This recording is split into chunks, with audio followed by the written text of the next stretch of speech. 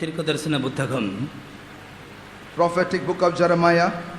இரிமியா கிரந்தமோ எரேமியா 16ஆம் அதிகாரம் 5ஆம் வசனம். Chapter 16 verse 5. 16 அத்தியாயமோ 5 வாக்கியமோ. ஆகையால் நீ துக்க வீட்டில் பிரவேசியாமலும் புலம்ப போகாமலும் அவர்களுக்கு பரிதபிக்காமலும் இருப்பாயா என்று கர்த்தர் சொல்லுகிறார். என் சமாதானத்தையும் கிருபையையும் இரக்கத்தையும் இந்த ஜனத்தை விட்டு எடுத்து போட்டேன் என்று கர்த்தர் சொல்லுகிறார். Thus saith the Lord, enter not into the house of mourning, neither go to lament nor bemoan them, for I have taken away my peace from this people, saith the Lord, even loving kindness and mercies. యెహోవా ఇలాగు సెలవిచ్చుచున్నాడు, నేను ఈ ప్రజలకు నా సమాధానమును కలగనీయకయు వారి యెడల నా కృపా వాత్సల్యములను చూపకయు ఉన్నాను గనుక రోదనము చేయు ఇంటిలోనికి నీవు పోకుము, వారిని గుచ్చి అంగలార్చుకుపోకుము, ఎవరిని ఓదార్చుటకు వెళ్ళకుము, ఇదే యెహోవా వాక్కు.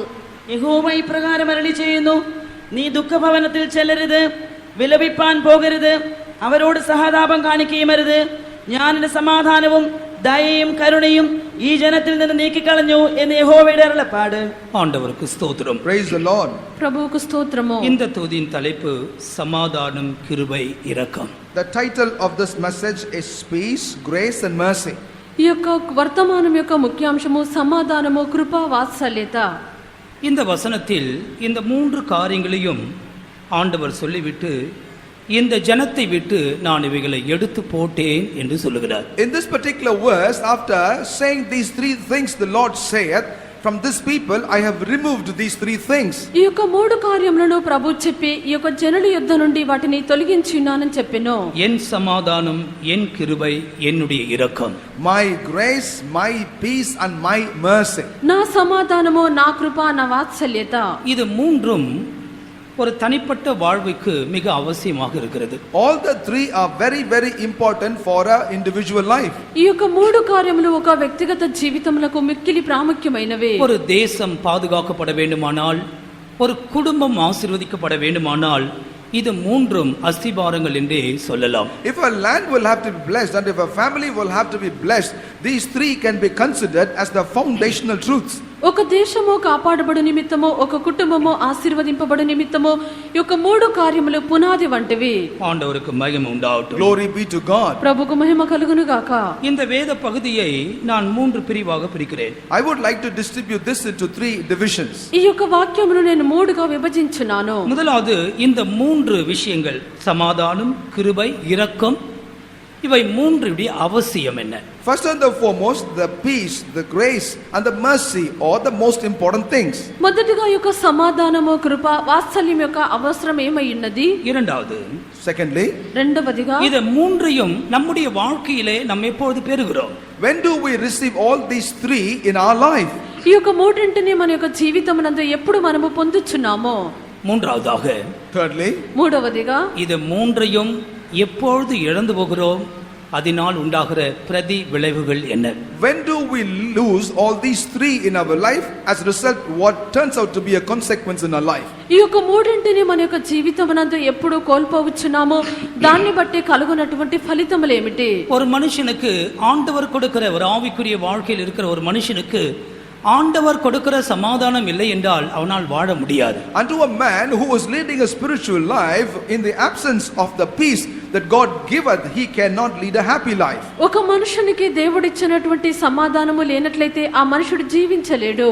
எத்தனை பேர் சொல்லுகிறார்கள், சமாதானமே இல்லாமல் போய்விட்டது என்று சொல்லுகிறார்கள். Many do confess that I have no peace at all in me. ఎంతో మంది చెప్పుచున్నారు, మాకు సమాధానమే లేదు. இரண்டாவது கிருபை.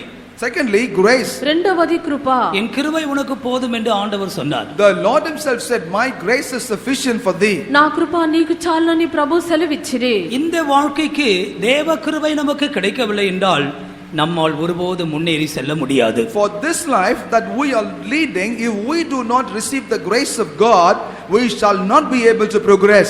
ఈ యొక్క జీవితమునకు దేవుని యొక్క కృప మనకు దొరకకుండా పోయినట్లయితే మనం ముందుకు సాగలేము. அதுபோல இரக்கமும் தெய்வீக இரக்கம் இல்லை என்றால் நம்மால் பிழைக்கவே In முடியாது. the same way is also the mercy. If we do not have the mercies of the Lord, we cannot live anymore. ఆ రీతిగానే దేవుని యొక్క వాత్సల్యము కనికరము లేనట్లయితే మనం జీవించలేము. எனவேதான் பரிசுத்தவான்கள் சபைகளுக்கு நிருபங்களை எழுத பொழுது And that is the reason why saints of God, while they were writing epistles to the churches, అందుచేత పరిశుద్ధులు వారి సంఘమునకు పత్రికలను వ్రాయినప్పుడు உதாரணமாக விசேஷமாக தீமோத்தேயுக்கு அவர் நிருபங்களை எழுதும் பொழுது 2 நிருபங்களிலும் இந்த 3 காரியங்களை சேர்த்து எழுதி வைத்திருக்கிறார். particularly when the letters were written to Timothy, but in both the epistles, he has written about all the 3 things.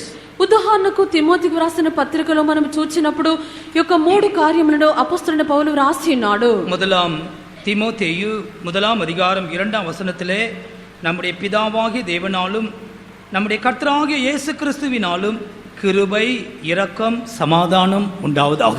For instance, in the very first epistle, the first chapter, the second verse, it says that grace, mercy and peace from God our Father. మొదటి Timothy 1:2 వాక్యమందు తండ్రైన దేవుని నుండి మన ప్రభువైన యేసుక్రీస్తు నుండి కృపయు కనికరమును సమాధానమును నీ కలుగును గాక.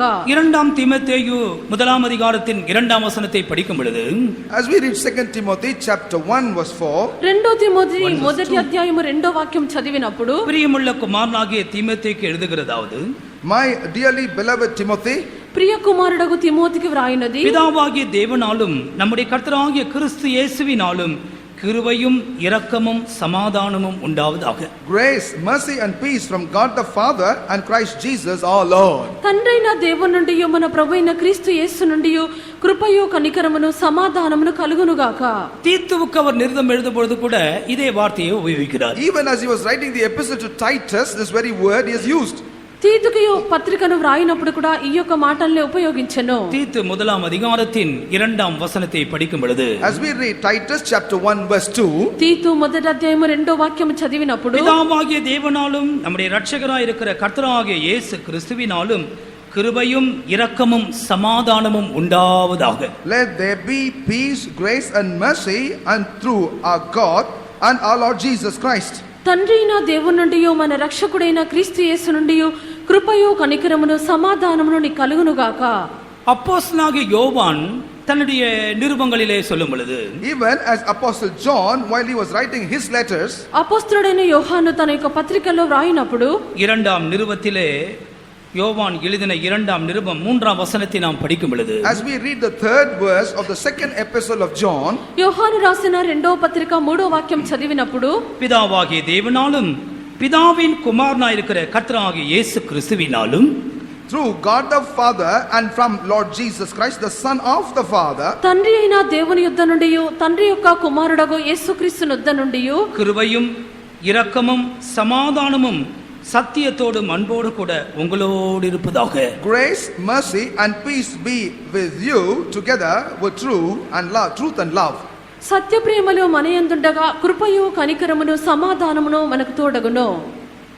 யூதா நிருபக்காரன் சற்று கொஞ்சம் வித்தியாசப்படுத்தி எழுதுகிறார். Whereas the writer of the epistle of Jude has written it slightly distinctly. యూదా పత్రికాదారుడు కొంత దీన్ని వ్యత్యాసముగా వ్రాయిచున్నాడు. யூதா எழுதின பொதுவான நிருபம் 2 வசனத்திலே உங்களுக்கு இரக்கமும் சமாதானமும் அன்பும் பெருக கடவது. In the 2nd verse of the general epistle of Jude we read mercy unto you and peace and love be multiplied. యూదా రాసిన పత్రిక 2వ వాక్యమందు మీ కనికరమును సమాధానమును ప్రేమయు విస్తరించును గాక.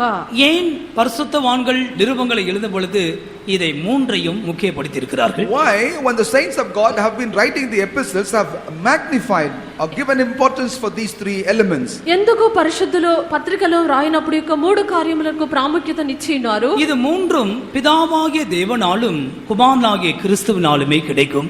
All the 3 could only be received through God the Father and Son Lord Jesus Christ. ఈ యొక్క 3ను తండ్రి అయిన దేవుని వల్ల కుమారుడైన క్రీస్తు యేసు వల్లే కలుగుచున్నవే. ஒரு மனுஷன் பூமியிலே ஜீவிக்கும் பொழுது இது 3ம் அவனுக்கு மிக அவசியமா இருக்கிறது. When a man live on the face of the earth, he is in need of all these 3 things. ఒక మనుషుడు భూమి మీద జీవించినప్పుడు ఈ యొక్క 3 కార్యములు అవసరమైనవే. ஆனால் ஒரு மனுஷன் இழந்து விடும் பொழுது அவனுடைய வாழ்க்கையோ பரிதாபமான நிலவரத்துக்கு வந்து சேருகிறது. But when a man lose all these three things, his life come to a very miserable state. అయితే మనుషుడు యొక్క మూడింటిని కోల్పోయినప్పుడు తన యొక్క జీవితం అన్నది మిక్కిలి దుఃఖకరమైన స్థితికి వచ్చున్నది. நம்முடைய வாழ்க்கையிலே இதை மூன்றும் தனித்தனி அனுபவமாக எப்பொழுது பெறுகிறோம் என்று நாம் சிந்திக்க போகிறோம். In our life now we will meditate as to how do we receive all these three aspects as three distinct entities of a life. మన యొక్క జీవితం నందు యొక్క మూడింటిని ప్రత్యేకంగా ఎప్పుడు పొందుచున్నామని చూచెదము.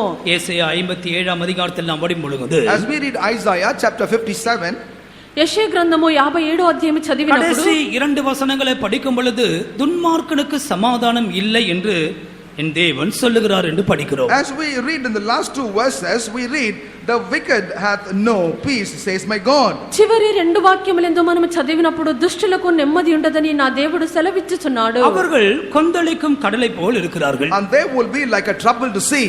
వారు కదులుచున్న సముద్రం వంటి వారు. அது అమర్ந்திருக்க கூடாமல் அதன் ஜலங்கள் சேற்றையும் அழுக்கையும் கரையிலே ஒதுக்குகிறது. It cannot rest. The waters cast up mire and dirt to the shore. అది నిమ్మలింపనీరదు, దాని జలములు బురదను మైలను పైకి వేయును. ஒரு மனுஷன் துன்மார்க்கனாய் ஜீவிப்பான் என்றால் ஒரு கடலை போல இருக்கிறான். அதற்கு ஒரு இளைப்பாதல் இல்லாதது போல துன்மார்க்க வாழ்க்கையிலே இளைப்பாதல் இல்லை. So long as a man leads a wicked life, he is like a troubled sea. In wickedness there is no rest. ఒక మనుషుడు దుష్టుడుగా ఉండినట్లయితే అతని యొక్క జీవితమనందు నెమ్మది ఉండదు. అతడు కదులుచున్న సముద్రం వంటి వాడు. அப்படி என்றால் அந்த துன்மார்க்கன் தன்னுடைய துன்மார்க்கத்தை விட்டு வெளியே வரும் பொழுது தேவன் அவனுக்கு சமாதானத்தை கொடுக்கிறார். If that is the case, when that man choose to come out of that wickedness, then God give him his peace. తన యొక్క దుష్టత్వం నుండి మనుషుడు బయటికి వచ్చినప్పుడు దేవుడు వానికి సమాధానం ఇచ్చుచున్నారు. சமாதானம் என்று படிக்கும் பொழுது அதோடு கூட ஒப்புரவாகுதலையும் சேர்த்தே படிக்க வேண்டும். As we study about peace, we also need alongside with peace about reconciliation. ఈ యొక్క సమాధానమును గురించి మనం నేర్చుకున్నప్పుడు దానితో పాటు ఇతరులతో కూడా సమాధాన పడుట ఉన్నది. முதலாவதாக மனுஷன் தன்னை உண்டாக்கின தேவனோடு கூட அவன் சமாதானமாக மாற வேண்டும். First and the foremost, the man will have to reconcile with God who hath created him. మొట్టమొదటిగా మనుషుడు తను సృష్టించినటువంటి దేవునితో సమాధాన పడవలెను. முழு உலகத்தில் இருக்கிற எல்லாரோடும் அவன் ஐக்கியமா இருந்தாலும் தன்னை உண்டாக்கின தேவனோடு பகை இருக்குமானால் அவன் நித்திய வாழ்வுக்கு ஆண்டவரோடு கூட இருக்க முடியாது. If he would be in peace with everybody else in the world, but he does not have peace with God, then he cannot have peace at all in the world.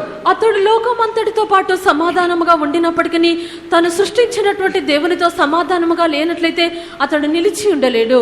அவன் செய்கிறதான ஒவ்வொரு பாவமும் அவனுக்கும் தேவனுக்கும் இடையே பெரிய பகையை உண்டாக்கி விடுகிறது. Each and every sin that this person commits bringeth forth a great enmity between him and his God. అతడు చేయుచున్నటువంటి ప్రతి ఒక్క పాపము తనకును దేవునికి మధ్యలో గొప్ప ద్వేషమును కలుగజేయుచున్నది. எனவேதான் மனுஷனுக்கும் தேவனுக்கும் உள்ள உறவு சமாதானம் என்ற பகுதியை ஆண்டவர் 4 படிகளாக வகுத்து வைத்திருக்கிறார். And that is the reason why the Lord has established the truth of peace between man and God in 4 stages. కావున దేవునికి మనుషునికి మధ్య సమాధానం అన్నది ప్రభు 4 మెట్లుగా ఉంచినారు. உதாரணமாக ஒரு மனுஷன் வந்து கேட்கிறான், ஐயா நீங்கள் இப்படி சொல்லுகிறீர்கள், நான் அந்த தேவனோடு கூட சமாதானமாய் இருக்க வேண்டுமானால் அதற்கேற்ற வழியை சொல்லிக் கொடுங்கள் என்று கேட்பான் என்றால், For instance, supposing a man come unto you and ask of you, I want to be in peace with my God, but I do not know as to how, therefore teach me the steps. ఉదాహరణకు ఒక మనుషుడు వచ్చి ఈ రీతిగా మీరు చెప్పుచున్నారు, ఆ యొక్క దేవునితో సమాధానముగా ఉండునటువంటి కార్యములు నాకు చెప్పమని అడిగినప్పుడు அடிப்படையாக 4 படிகள் அதிலே உண்டு. Fundamentally, there are 4 stages in it. అవి సాధారణముగా 4 మెట్లు కలవు. முதலாவதாக எபேசியர் 2 அதிகாரத்தின் 13 வசனத்தை படிக்கும் பொழுது, First and the foremost, as we read Ephesians chapter 2 verse 13, మొదటిగా ఎఫెసీ 2వ అధ్యాయము 13వ వాక్యం చదివినప్పుడు 13, 14, 15 3 வசனங்களை 13, 14 and 15. 13, 14, 15 వాక్యములు. முன்னே தூரமாயிருந்த நீங்கள் இப்பொழுது கிறிஸ்து இயேசுவுக்குள் கிறிஸ்துவின் இரத்தத்தினாலே சமீபமானீர்கள். எப்படியெனில் அவரே நம்முடைய சமாதான காரணராகி இருதரத்தாரையும் ஒன்றாக்கி பகையாக நின்ற பிரிவினையாய் நடிச்சவரை தகர்த்து போதும். இந்த இரண்டு வசனங்களே கருத்தாக படிக்கும் பொழுது As we read intently these two verses, ఈ యొక్క రెండు వాక్యములు శ్రద్ధగా చదివినప్పుడు முன்னே நாம் கிறிஸ்துவுக்கு தூரமாக இருந்தோம். once we were far away from Christ. మునుపు మనము క్రీస్తునకు దూరస్థులమై ఉంటిమి. 11, 12 ஆகிய வசனங்களிலே தெளிவாக அதை நாம் படிக்கிறோம். We can read about that very clearly in verses 11 and 12. 11, 12 వాక్యములందు వాటి మనం స్పష్టంగా చదువుచున్నాము. மாம்சத்தின்படி புறஜாதிகளாக வாழ்ந்தோம். And according to the flesh, we were but strangers, శరీర heathens, విషయంలో మనం అన్యజనులమై ఉంటిమి. கிறிஸ்துவை சேராதவர்களாக இருந்தோம். and we were not close to Christ, మనము క్రీస్తు యొద్దకు రాని వారము. இஸ்ரவேலுடைய காணி ஆட்சிக்கு புறம்பாய் இருந்தோம். and we also were outside the commonwealth of Israel, మనము ఇశ్రాయేలుతో సహా పౌరులము కాదు. வாக்கு தத்தத்தின் உடன்படிக்கைக்கு அந்நியராய் இருந்தோம். and strangers from the covenants of the promise, వాగ్దాన నిబంధన లేని పరజనులమై ఉన్నాము. நம்பிக்கையற்ற மனுஷனாக இருந்தோம். did not have any hope in our life. మనము నిరీక్షణ లేని వారము. ஏன் ஒரு ஜீவனுள்ள தேவன் இல்லாமல் தேவனற்றவர்களாகவே இந்த பூமியிலே வாழ்ந்தோம். Why in this world we were without even this living God? జీవము గల దేవుడు లేనటువంటి వారుగానే ఈ యొక్క లోకమందు నివసించి ఉన్నాము. எனவே அவ்வளவு தூரமாய் போயிருந்த நம்மை கிறிஸ்து பிதாவோடு ஒப்புரவாக்குவதற்காக என்ன செய்தார்? Therefore, though we were so far away from God that we might be reconciled to God the Father, what did Jesus do to us? బహుదూరముగా వెళ్ళినటువంటి మనల్ని తండ్రితో సమాధానపరచుటకు ప్రభువైన యేసుక్రీస్తు ఏమి చేసిరి? இயேசு கிறிஸ்து தன்னையே ஒரு பலியாக அர்ப்பணித்தார். Lord Jesus offered himself as a sacrifice. యేసుక్రీస్తు తన్నే ఒక బలిగా అర్పించుకొనిరి. தூரமாய் போன மனு வர்க்கத்தையும் பிதாவையும் சேர்த்து வைக்கும்படி குமாரனாகிய கிறிஸ்து சமாதான பலியாய் மாறினார். In order to bring the mankind which went far away from God, the Son, Lord Jesus Christ himself had offered as a sacrifice. దూరముగా పోయినటువంటి మనుష్య వర్గమును తండ్రి అయినటువంటి దేవుణ్ణి ఏకపరచు నిమిత్తము ప్రభువైన యేసుక్రీస్తు సమాధాన బలిగా మారిరి. எனவேதான் இரத்தத்தினாலே சமீபமாய் மானீர்கள் என்று படிக்கிறோம். And that is the reason why we read that you have become nigh unto God through the blood. అందుచేతనే రక్తం వలన సమీపస్థులు ఉన్నారని చదువుచున్నాము. இந்த வார்த்தையின் இன்னொரு பகுதியை சொல்லுகிறேன். Let me give you another side of this word. ఈ యొక్క వాక్యం యొక్క మరొక భాగము చెప్పెదను. பாவ மன்னிப்பாகிய மீட்பு இதன் மூலமாக நாம் நம்முடைய பிதாவோடு கூட ஐக்கியப்படுகிறோம். By the forgiveness of the sins we receive the reconciliation and fellowship with our Father God. పాప క్షమాపణ యొక్క విమోచన ద్వారా మనము తండ్రితో సమాధాన పడుచున్నాము. நீ செய்த பாவங்களை உன் ஆண்டவராகிய இயேசு கிறிஸ்துவுக்கு முன்பாக மெய் மனஸ்தாபத்தோடு அறிக்கை செய்வாயாகில், If only you would confess all your faults with a true repentance unto God the Father, నిజమైనటువంటి పశ్చాత్తాపముతో నీ యొక్క పాపములను ప్రభువైన యేసుక్రీస్తు యొద్ద నువ్వు ఒప్పుకోలు చేసినప్పుడు நம்முடைய அக்கிரமங்களை நீக்கி பாவங்களை மன்னிக்க இயேசு கிறிஸ்துவின் ரத்தம் உண்மையுள்ளதாய் வல்லமையுள்ளதாய் இருக்கிறது. the blood of Lord Jesus Christ is able and true faithful to forgive all our trespasses and sins. మన యొక్క పాపములను క్షమించి మనల్ని నీతిమంతుడిగా చేయుటకు యేసుక్రీస్తు యొక్క రక్తము నమ్మదగినది నీతి గలదే. அதான் முதலாவது படி. This is a very first step. ఇదే మొట్టమొదటి మెట్ట ఉన్నది. ஒரு பாவத்தையும் மறைக்க கூடாது. We must not hide any sin. ఒక్క పాపమును కూడా మరుగు చేయకూడదు. கண்ணீரோடு அறிக்கை செய்ய வேண்டும். In tears one will have to confess. కన్నీళ్లతో ఒప్పుకోలు చేయవలెను. நீ ஆண்டவரை அறியாததுக்கு முன்னே செய்திருக்கலாம். You may have done that even before knowing God. నీవు ప్రభువును ఎరుగక ముందు చేసి ఉండవచ్చును. ஒவ்வொரு பாவமும் ஒரு கரையாக உன்னுடைய வஸ்திரத்தில் காணப்படும். Each and every sin that you have committed shall be like a spot in a garment. ప్రతి ఒక్క పాపము ఒక మరక వలెని ఒక వస్త్రం మీద కనిపించును. ஒன்றையும் மறைக்க கூடாது. You must not hide anything. దేన్ని కూడా మరుగు చేయకూడదు. ஏனென்றால் ஆண்டவருடைய கண்கள் அக்கினி ஜுவாலை போன்ற கண்கள். Why? The eyes of the Lord are like the flames of fire. ఎందుకనగా ప్రభు యొక్క కన్నులు అగ్నిజ్వాల వంటివి. அவருடைய கண்களுக்கு மறைவான சிருஷ்டி ஒன்றுமே இல்லை. There is no creation away from the eyes of God. ఆయన కన్నులకు మరుగైనటువంటి సృష్టి ఏదియూ లేదు. நீ அறிக்கை செய்வது மாத்திரமல்ல, அதை விட்டுவிடும்படியாய் தீர்மானிக்க வேண்டும். Not only that you make a confession, but you also must determine to leave that away. నీవు వాటిని ఒప్పుకోలు చేయటం మాత్రమే కాదు విడిచిపెట్టుటకు తీర్మానించవలెను. அதான் பாவ மன்னிப்பாகிய மீட்பு. and that is called as the forgiveness of sin, the redemption. ఇదే పాప క్షమాపణ అయినటువంటి విమోచన. ஆண்டவருக்கு ஸ்தோத்திரம். Praise be to the Lord. ప్రభువుకు స్తోత్రము. இது இரத்தத்தினால் நமக்கு கிடைக்கிறது. And this is what we receive by means of blood. ఇది రక్తం వల్ల మనకు కలుగుచున్నది. கொலோசியர் 1:21 வசனத்தை படிக்கும் பொழுது As we read first Colossians chapter 1 verse 21, కొలస్సీ మొదటి అధ్యాయము 21వ వాక్యము చదివినప్పుడు 1:21 வசனம். chapter 1 verse 21. మొదటి అధ్యాయం 21వ వాక్యము. முன்னே அந்நியராயும் துர்க்கிரைகளினால் மனதிலே சத்துருக்களாயும் இருந்த உங்களையும் பரிசுத்தராகவும் குற்றமற்றவர்களாகவும் கண்டிக்கப்படாதவர்களாகவும் தமக்கு முன் நிறுத்தும்படியாக அவருடைய மாம்ச சரீரத்தில் அடைந்த மரணத்தினாலே இப்பொழுது ஒப்புரவாக்கினார். மாம்ச சரீரத்தில் அடைந்த மரணம், Through the death in the flesh, మాంసయుక్తమైన దేహమందు మరణము. இந்த மரணத்தினாலே ஒப்புரவாக்கினார். it is through this death he has reconciled us. ఈ మరణం వలన సమాధానపరచెను. இந்த மரணம் எதை காண்பிக்கிறது? What does this death reflect? ఈ యొక్క మరణం దేన్ని చూపుచున్నది? இது ஞானஸ்நான சத்தியத்தை நமக்கு வெளிப்படுத்துகிறது. This only reveal unto us the truth of baptism. ఇది బాప్తిస్మం యొక్క సత్యమును బయలుపరచున్నది. ரோமர் 6:4 வசனத்தை படிக்கும் பொழுது As we read the epistle to Romans chapter 6 verse 4, రోమ 6వ అధ్యాయము 4వ వాక్యము చదివినప్పుడు அவருடைய மரணத்திற்குள்ளாக்கும் ஞானஸ்நானத்தினாலே கிறிஸ்துவுடனே கூட அடக்கம் பண்ணப்பட்டோம். and we have been buried together with Christ by means of the baptism that receive in him. మనం బాప్తిస్మం వల్ల మరణములో పాలు పొందుటకై ఆయనతో కూడా పాతి పెట్టబడితిమి. ஆதலால் அவருடைய மரணத்தின் சாயலில் நாம் இணைக்கப்பட்டவளானால் அவள் உயிர்த்தெழுதலின் சாயலிலும் இணைக்கப்பட்டிருப்போம். Therefore, if we are joined together with the shadow of his death, then we shall also be the partakers of his resurrection. కావున ఆయన మరణం యొక్క సాదృశ్యమందు ఆయనతో ఐక్యం గలవారమైన ఎడల ఆయన పునరుత్థానం యొక్క సాదృశ్యమందును ఆయనతో ఐక్యం గలవారమై ఇందుము. மரணத்தினாலே ஒப்புரவாக்கினார் என்று சொன்னால் என்ற அர்த்தம் என்ன? When it is said through his death he has reconciled us, what does that mean?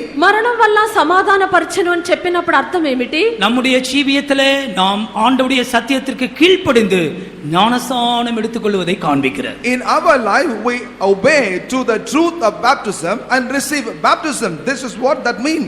మన యొక్క జీవితమునందు దేవుని యొక్క సత్యమునకు మనం విధేయత చూపి నీటి బాప్తిస్మమును పొందుటై ఉన్నది. இயேசுவின் சரீரம் சிலுவை மரத்திலே மரித்தது போல As the body of Lord Jesus Christ suffered death on the cross of Calvary, యేసు యొక్క శరీరము సిలువ మ్రాను మీద మరణించినట్లుగా நம்முடைய பழைய மனுஷனுக்கு ஒரு மரணம் உண்டாக மட்டும் நாம் இந்த சத்தியத்திலே நிலைத்திருக்க வேண்டும். until such time in which our old man will receive death, we will have to abide in this truth. మన యొక్క ప్రాచీన పురుషునికి మరణము కలుగునంత వరకు యొక్క సత్యమందు నిలిచి ఉండవలెను. எனவேதான் ஞானஸ்தானம் என்று சொல்லுகிறது அவருடைய மரணத்திற்கு உள்ளாக்கும் ஞானஸ்தானம் என்று படிக்கிறோம். And that is the reason why when we study about baptism, we study as if we enter into his death. కావున బాప్తిస్మము అని చెప్పినప్పుడు ఆయన మరణములో అని మనం చదువుచున్నాము. மூன்றாவதாக நாம் எப்படி ஆண்டவரோடு சமாதானமும் ஒப்புரவாகவும் பெற்றுக்கொள்கிறோம்? Thirdly, as to how do we receive both peace and reconciliation with our God. మూడవదిగా మన యొక్క దేవునితో మనం ఎలాగున సమాధాన పడుచున్నాము. நாம் ஏற்கனவே வாசித்தோம். எபேசியர் 2:15 15 வசனத்தை படிக்கும் பொழுது As we read Ephesians chapter 2 verse 15, ఎఫెసీ 2:15 వాక్యమునందు அங்கே ஒரு புதிய மனுஷனாக சிருஷ்டித்து சமாதானம் பண்ணி என்று எழுதப்பட்டிருக்கிறது. there it is written that having been made as a new man and reconciled to be made in peace. అక్కడ ఒక నూతన పురుషుణ్ణి సృష్టించి సంధి చేయించు అని చదువుచున్నాము. எப்படி ஆண்டவர் ஒரு புதிய மனுஷனை சிருஷ்டிக்கிறார்? How does God create a new man? ఎలాగున దేవుడు ఒక నూతన పురుషుణ్ణి సృష్టించున్నారు. 18 வசனத்தில் ஒரே ஆவியினாலே பிதாவிடம் சேரும் ஸ்லாக்கியத்தையும் அவர் மூலம் நாம் பெற்றிருக்கிறோம். In verse 18, that by one spirit we have received the access unto the Father. మనము ఉభయులము ఒక్క ఆత్మయందు తండ్రి సన్నిధికి చేరగలిగి ఉన్నాము. இங்கே ஒரே ஆவி என்று சொல்லுகிறது பரிசுத்த ஆவியின் அபிஷேகத்தை காண்பிக்கிறது. The one spirit that is mentioned here refer to the anointing of the Holy Spirit. ఇక్కడ ఒక్క ఆత్మ అని చెప్పినప్పుడు పరిశుద్ధాత్మ అభిషేకమై ఉన్నది. முதலாம் கொரிந்தியர் 12 அதிகாரம் 1 Corinthians chapter 12. మొదటి కొరింథీ 12వ అధ్యాయము 12 அதிகாரத்தின் 13 வசனத்திலே நாம் யூதராயினும் கிரேக்கராயினும் அடிமைகளாயினும் சியாதியராயினும் எல்லாரும் ஒரே ஆவினாலே ஒரு சரீரத்துக்குள்ளாக ஞானஸ்நானம் பண்ணப்பட்டு எல்லாரும் ஒரே ஆவிக்குள்ளாக தாகம் தீர்க்கப்பட்டோம். In verses 12 and 13 we read that whether we are Jews or Gentiles, we be bond or free, have been all made to drink into one spirit, and our thirst has been quenched that way. ఏలగనగా యూదులమైనను Greece దేశస్థులమైనను దాసులమైనను స్వతంత్రులమైనను మనమందరము ఒక్క శరీరములోనికి ఒక్క ఆత్మయందే బాప్తిస్మం పొందితిమి, మనమందరము ఒక్క ఆత్మను పానం చేసిన వారమైతిమి. தேவன் தன்னுடைய ஆவியை நமக்கு கொடுத்திருக்கிறார். The Lord hath given his spirit unto us. దేవుడు తన యొక్క ఆత్మను మనకిచ్చి ఉన్నారు. யூதரோ கிரேக்கரோ அடிமையோ சியாதீனரோ எல்லாரையும் ஒரே ஆவினாலே தேவன் தாகம் தீர்த்திருக்கிறார். Whether Jew or Greek, bond or free, but the Lord has quenched the thirst of every one of them by one spirit. యూదులైనను గ్రీసు దేశస్థులైనను దాసులైనను స్వతంత్రులైనను అందరికి ప్రభు ఒక ఆత్మను బట్టి వారి దప్పికను తీర్చినారు. இப்படி ஒரே ஆவினாலே நாம் அபிஷேகம் பண்ணப்படும் பொழுது நாம் ஒன்றாய் மாறுகிறோம். Thus, when we are baptized by this one spirit, we all become one.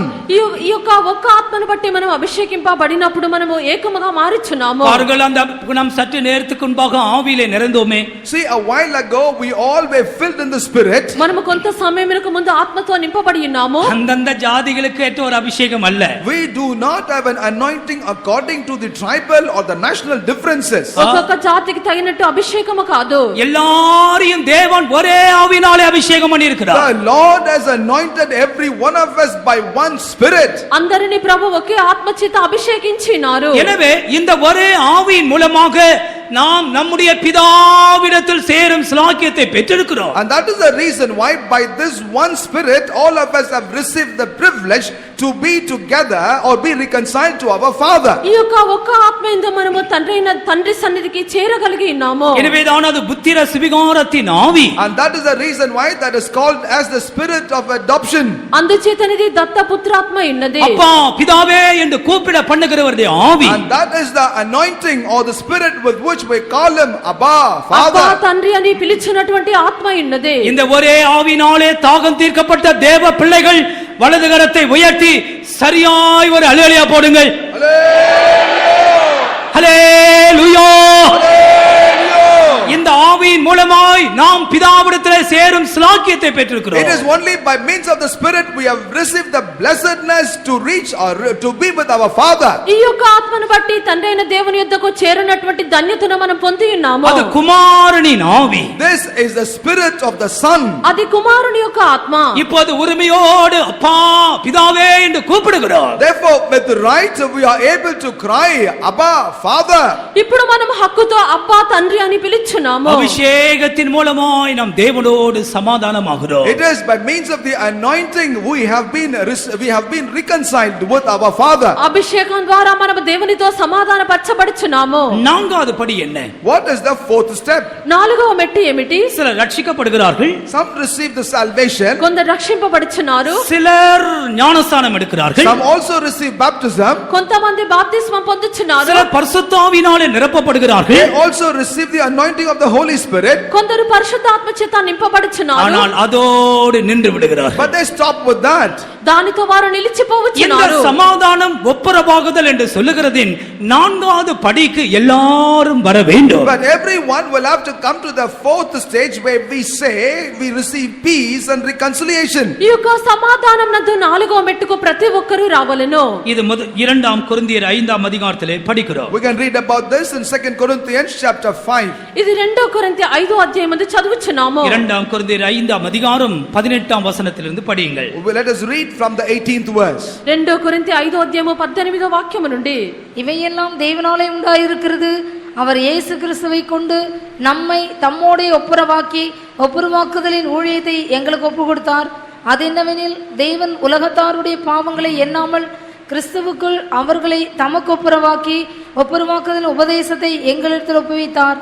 ஆனபடியினாலே தேவனானவர் எங்களை கொண்டு புத்தி சொல்லுகிறது போல நாங்கள் கிறிஸ்துவுக்காக ஸ்தானாபதிகளாய் இருந்து தேவனுடைய ஒப்புரவாங்கள் என்று கிறிஸ்துவின் நிமித்தம் உங்களை வேண்டிக் கொள்கிறோம். இது நான்காவது படி. This is the fourth step. ఇది నాలుగవ మెట్టు ఉన్నది. இங்கே ஒரு ஒப்புரவாகுதலுடைய ஊழியமும் ஒப்புரவாகுதலுடைய உபதேசத்தை குறித்து படிக்கிறோம். Here we read about the ministry of reconciliation and also the word of reconciliation.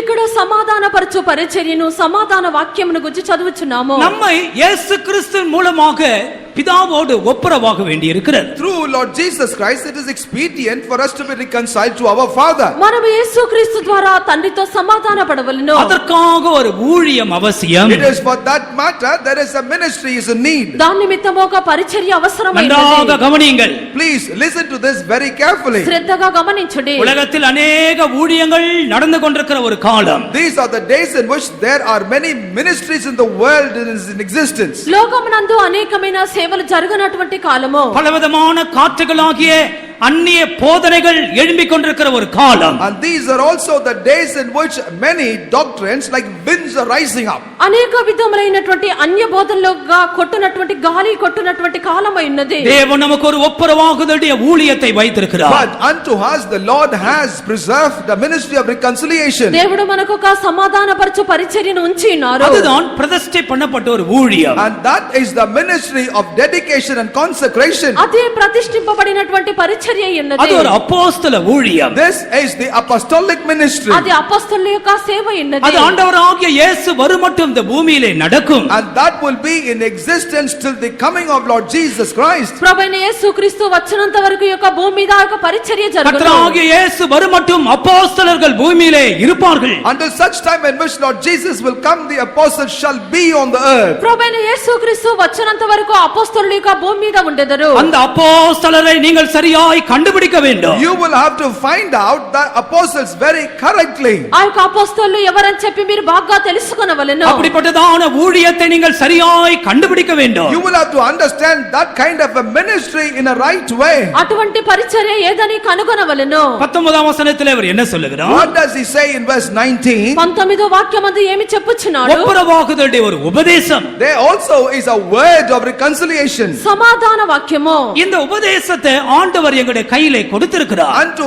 our hands the Lord hath delivered this doctrine of reconciliation. ఈ యొక్క వాక్యమును ఉపదేశమును ప్రభు మా చేతుల్లో అప్పగించిరి. இந்த நாட்களிலே உபதேசத்திற்கு முக்கியத்துவம் கொடுக்காத ஒரு காலம். These are the days in which there is no importance ever attributed to the doctrines. ఈ యొక్క దినములు ఉపదేశమునకు ప్రాముఖ్యత ఇవ్వనటువంటి దినములై ఉన్నవి. ஜனங்கள் அற்புதங்களுக்கும் அடையாளங்களுக்கும் பின்னாலே ஓடுகிறார்கள். People run after signs and wonders. జనులు అద్భుతములు సూచక్రియల వెంట పరిగెత్తుచున్నారు. தங்களுக்கு ஏற்ற போதகர்களை தேடி ஓடுகிறார்கள். And they also run after seeking preachers up to their expectation. తమకు తగినటువంటి బోధకులను వెదుకుచు వారు పరిగెత్తుచున్నారు. எல்லாமே ஆசீர்வாதம் ஆசீர்வாதம் ஆசீர்வாదம் இதுதான் ஜனங்களுடைய தாகம். The thirst of people these days is only to receive blessings in everything. సమస్తము ఆశీర్వాదము ఆశీర్వాదమైనది జనుల యొక్క వాంఛ ఇదై ఉన్నది. உங்களுக்கு தெரியும் தானே, ஒரு வாலிபன் வேண்டிக் கொண்டானாம் ஒரு தேவதை இடத்துல. You know about the story. There was a young man who prayed unto an angel for a particular request. ఒక యవ్వనస్తుడు దేవుని యొద్ద ఈలాగున వేడుకొని ఉన్నాడు. நான் தொடுவதெல்லாம் பொன்னாய் மாற வேண்டும். Whatever I touch will have to become gold. నేను ముట్టునదంతయు బంగారముగా మారవలెను. கப்ப தொட்டிருப்பான்னு வச்சுக்கொள்ளுங்களே. Imagine he touched the cup. ఈ యొక్క కోపాన్ని ముట్టినట్లయితే கப்ப கோல்டா மாறிச்சு. The cup turned out to be gold. ఈ యొక్క కోప బంగారముగా మారెను. அவனுடைய மனைவியை தொட்டான், மனைவி கோல்டா He மாறிட்டான். touched his wife and the wife turned out to be gold. భార్యను ముట్టినప్పుడు భార్య కూడా బంగారముగా మారెను. பசி எடுக்க சாப்பாடை தொட போனா சாப்பாடு கோல்டா மாறிச்சு. Because of hunger, he went ahead to eat. He touched the food and food had become gold too. ఆకలి కలిగినప్పుడు ఆహారంను ముట్టినప్పుడు ఆహారం కూడా బంగారముగా మారెను. அதுக்கு நீங்க என்ன வேணாலும் சேர்த்துக் கொள்ளுங்கள். After that, you may add up whatever you want to add to that. దాని పిమ్మట అన్ని మీరే దానితో చేర్చుకోండి. ஜனங்கள் ஆசீர்வாதம் ஆசீர்வாதம் இதுதான் அவருடைய வார்த்தை. This is how the people these days are. They only say blessings, blessings. జనులకు ఆశీర్వాదములు కావాలి, ఇదే వారి యొక్క వాంఛ ఉన్నది. ஆனால் தேவனோடு கூட மனுஷன் ஒப்புரவாக வேண்டி இருக்கிறதே, அந்த உபதேசத்தை நாம் மறந்து போனோம். But man will have to be reconciled to God. This doctrine hath been forgotten. అయితే దేవునితో మనుషుడు సమాధాన పడవలను ఆ యొక్క ఉపదేశమును మర్చిపోయి ఉన్నాము. இங்கே பவுல் என்ன சொல்லுகிறார்? What does Saint Paul declare ఇక్కడ here? పౌలు ఏమి చెప్పుచున్నాడు? எங்களுக்கு ஆண்டவர் ஒரு ஊழியத்தையும் ஒரு உபதேசத்தையும் கொடுத்திருக்கிறார். Unto us the Lord had given a ministry and the doctrine. ఇక్కడ ప్రభు మాకు ఒక పరిచర్యను ఒక వాక్యమును ఇచ్చి ఉన్నారు. நாங்கள் கிறிஸ்துவின் ஸ்தானாபதிகளாக இருக்கிறோம். For we are but the ambassadors of Christ. Christ. మేము క్రీస్తుకు రాయబారులమై ఉన్నాము. தேவனோடு ஒப்புரவாகுங்கள் என்று நாங்கள் புத்தி சொல்லுகிறோம். We therefore exhort, saying, be reconciled to God. దేవునితో సమాధాన పడ్డు అని చెప్పి మీకు మిమ్మల్ని எனவே బతిమలాడుచున్నాము. இந்த அப்போஸ்தல உபதேசத்திற்கு நீ கீழ்ப்படிய வேண்டும். And that is the reason why you will have to obey to the doctrine of the apostles. కావున అపోస్తలుల యొక్క ఉపదేశములకు విధేయత చూపవలెను. தெய்வத்துக்கு மகிமை உண்டாகட்டும். Glory be to God. దేవునికి మహిమ కలుగును గాక. நீ தேவனுடைய கிருபையை வாங்கிக் கொண்டு இந்த சத்தியத்திலே நிலைத்திரு. Receive the grace of God and abide in this truth. నీవు దేవుని యొక్క కృపను పొందుకొని ఈ యొక్క సత్యమునందు నిలిచి பவுல் ఉండుము. சொல்லும்போது மனுஷனால் அல்ல மனுஷன் மூலமாயும் அல்ல. And while Saint Paul was writing, he says, not by men and not through men. మనుషుని వల్ల కాదు మనుషుల మూలంగా కాదని పౌలు చెప్పుచున్నాడు. தேவனே இந்த உபதேசத்தை எங்களுக்கு கொடுத்தான். God himself had given this doctrine to us. దేవుడే యొక్క ఉపదేశమును మాకు అప్పగించిరి. இந்த சபைக்கு வந்திருக்கிற தேவ பிள்ளையே உபதேசத்தை மேன்மைப்படுத்து. Child of God that had come to this church, magnify the doctrine. ఈ యొక్క సంగమనకు వచ్చిన దేవుని యొక్క బిడ్డ ఉపదేశమును కనుగొనుము. சத்தியத்தை கைக்கொண்டு வருகிற ஜாதிக்கு ஆண்டவர் வாசலை திறக்க And போகிறார். the Lord will open up the door for the nation that observe and keep the doctrine and the truth. సత్యమును ఆచరించినటువంటి జనులకు ప్రభు గుమ్మములను తెరుచున్నారు. ஆண்டவருக்கு ஸ்தோத்திரம். Praise be to God. ప్రభువుకు స్తోత్రము. இரண்டாவது கிருபையை எப்படி பெறுகிறோம்? And secondly, as to how do we receive grace. రెండవదిగా కృపను ఎలాగన పొందుచున్నాము? ரோமர் 5ஆம் அதிகாரத்துக்கு வரும் பொழுது As we turn to Romans chapter 5, రోమ 5వ అధ్యాయంలోకి వచ్చినప్పుడు 5ஆம் அதிகாரத்தின் 2ஆம் வசனத்திலே கிருபையில் பிரவேசிக்கும் ஸ்லாக்கியம் என்று எழுதப்பட்டிருக்கிறது. it is written that it's an access through to enter into grace. 5వ అధ్యాయము 2వ వాక్యమందు కృపయందు ప్రవేశం పొందినటువంటి ధన్యత. முதலாம் வசனத்திலே அவர் சமாதானத்தை குறித்து பேசுகிறார். In verse 1 he speaks about peace. మొదటి వాక్యమందు సమాధానం గురించి మాట్లాడెను. இரண்டாவது கிருபையிலே பிரவேசிக்கும் ஸ்லாக்கியம். And secondly he talks about the blessedness to have access to enter into grace. రెండవది కృపయందు ప్రవేశించినటువంటి ధన్యత. இந்த கிருபையில் பிரவேசிக்கும் ஸ்லாக்கியம் என்றால் என்ன அர்த்தம்? When it is said the blessedness to enter into grace, what does that mean? ఈ యొక్క కృపయందు ప్రవేశించినటువంటి ధన్యత అనగా అర్థం ఏమిటి? இந்த இடத்திலே கிருபை என்று சொல்லுகிறது அர்த்தம் என்ன? What is the interpretation of the very word grace here? ఈ యొక్క స్థలమునందు కృప అని చెప్పిన మాటకు అర్థం ఏమిటి? ஒரு மனுஷனின் ரட்சிப்பு முதற்கொண்டு அவனை பூர்ணத்திற்கு கொண்டு போக மட்டுமுள்ள தேவனுடைய திட்டம்தான் இந்த இடத்துல கிருபை என்று அழைக்கப்படுகிறது. The plan of God which starts at the salvation and get over at the final redemption of man in his kingdom is in this place called as grace. ఒక మనుషుని యొక్క రక్షణ మొదలుకొని అతడు సంపూర్ణుడు అగునంత వరకు ఉంటున్నటువంటి నడిపించినటువంటిదే దేవుని యొక్క సంకల్పమే కృపని చెప్పబడుచున్నది. எனவே தான் எபேசியர் 2ஆம் அதிகாரத்தின் 5ஆம் வசனத்தை படிக்கும் பொழுது, And that is the reason why in Ephesians as we read from chapter 2 verses 5 to 8, కావున ఎఫెసీ 2వ అధ్యాయం 8వ వాక్యం చదివినప్పుడు 5ஆம் வசனத்திலே நாம் என்ன படிக்கிறோம்? what do we read in verse 5? 5వ వాక్యమందు ఏమి చదువుచున్నాము? கிருபையினாலே ரட்சிக்கப்பட்டீர்கள். It is by grace you have been saved. కృప చేతనే రక్షణ పొంది ఉన్నారు. இந்த ரட்சிப்பு எது? What is this ఈ salvation? యొక్క రక్షణ ఏమిటి? ஒரு மனுஷனுக்கு முதல் ஆண்டவர் செய்கிற கிரியை முதற்கொண்டு கடைசி மட்டும் அவனை பூர்ணப்படுத்துகிறாரே, அது மட்டும் ஆண்டவர் அவனுக்குள்ளே செய்கிறதான கிரியைகள். This is nothing but the work that the Lord starts his salvation and finishes at his perfection. ఒక మనుషుని యొక్క జీవితమందు రక్షణ మొదలుకొని సంపూర్ణుడగు వరకు చేయబడుచున్నటువంటి క్రియలై ఉన్నవి. உண்மையாகவே இந்த கிருபையை அனுபவித்த எத்தனையோ ஊழியக்காரர்கள், எத்தனையோ விசுவாசிகள் நிறைந்த சபைதான் இந்த சபை. Therefore this is the church that is so filled with numerous believers and servants of God that have experienced this grace in their life. నిజముగానే యొక్క కృపను అనుభవించినటువంటి ఎంతో మంది దైవ సేవకులు విశ్వాసులు కలిగినటువంటిదే ఈ యొక్క సంఘమై ఉన్నది. ஒரு பரிசுத்தவான் கிருபை கிருபை என்று அதிகமாய் பிரசங்கித்தார். A servant of God preached much about grace and grace. ఒక పరిశుద్ధుడు కృప కృప అని చెప్పి అధికంగా ప్రసంగించిరి. தான் மரிக்கும் பொழுதும் கிருபையே என்று அவர் சொல்லுவார் என்று ஏற்கனவே சொன்னார். And he said already at the time of his death he will only say grace. ఆయన మరణించినప్పుడు కృప అనే చెప్పిరి. அவர் உயிர் பிரியும் பொழுது 3 வார்த்தை சொன்னதை ரெக்கார்ட் பண்ணி எனக்கு நான் கேட்டேன். At the time of his death he said 3 things, 3 words. It was recorded. I've heard about that. ఆయన యొక్క ప్రాణం పోవునప్పుడు ఆయన 3 మాటలు చెప్పి ఉన్నారు. దాన్ని నేను విని ఉన్నాను. கிருபை கிருபை கிருபை. He said grace, grace and grace. Krupa Krupa Krupa. Hallelujah. Hallelujah. சமீபத்தில் ஒரு பரிசுத்தவானை குறித்து இப்படி சொன்னார்கள். Very recently also they said about another saint of God. సమీపమునందు ఒక పరిశుద్ధుని గురించి ఇలాగున చెప్పిరి. அவர் ఆస్ట్రేలియాவில் కూட்டம் நடத்தி கொள்ள உட்கார்ந்திருந்தார். He was to conduct meeting in Australia. ఆయన ఆస్ట్రేలియాలో కూటం జరుపుట కూర్చొని ఉండిరి. பக்கத்துல அவருக்கு assistant உட்கார்ந்திருந்தார். His assistant was sitting next to him. ఆయన ప్రక్కన సహాయముగా ఉండినటువంటి వ్యక్తి కూర్చొని ఉండిరి. ஒரு விசுவாசி எழுந்தார். A believer stood up. ఒక విశ్వాసి లేచిరి. அந்த தேவதாசனை பார்த்து இவருக்கு ஒண்ணுமே தெரியாது. He did not know anything about that man of God seated there. ఆ యొక్క దైవదాసుని గురించి అతనికి ఏమీ తెలియదు. இவருக்கு பிரசங்கமே ஓடாது. And he cannot speak. ఆయనకు ప్రసంగమే రాదు. பக்கத்துல இருக்கிற அசிஸ்டன்ட் அவர் நல்ல பிரசங்கம் பண்ணுவார். The assistant who sitting next could preach very well. ఆయన ప్రక్కన కూర్చున్న సహాయకుడు మంచిగా ప్రసంగించెదరు. இது கூட்டத்துல நடக்கிற விஷயம். And this is what happening during the time of the meeting. ఇది కూటములో జరుగునటువంటి విషయము. இது ఆస్ట్రేలియాలో நடந்தது நம்ம సభையில. This took place in Australia in our church. ఇది ఆస్ట్రేలియాలో మన సంఘంలోనే జరిగి ఉన్నది. இந்த பாஸ்டர் ஜனங்க பாக்குறாங்க, அவர் முகத்தை பாக்குறாங்க. The people seated there looked at the pastor and also at his face. ఈ జనులు ఆ యొక్క పాస్టర్ను ఆయన ముఖమును చూచున్నారు. இவரை திட்டுகிறதான அந்த மனுஷனையும் பாக்குறாங்க, யாருக்கு ஒண்ணும் செய்ய முடியவில்லை. They also looked at the man who was shouting at the pastor. No one could do anything at the time. ఆ యొక్క పాస్టర్ను తిట్టినటువంటి వ్యక్తిని కూడా వారు చూచున్నారు. ఆ సమయంలో ఆయన కూడా ఏమీ చేయలేదు. அந்த மனுஷன் சொல்லிவிட்டு போய் உட்கார்ந்தார்.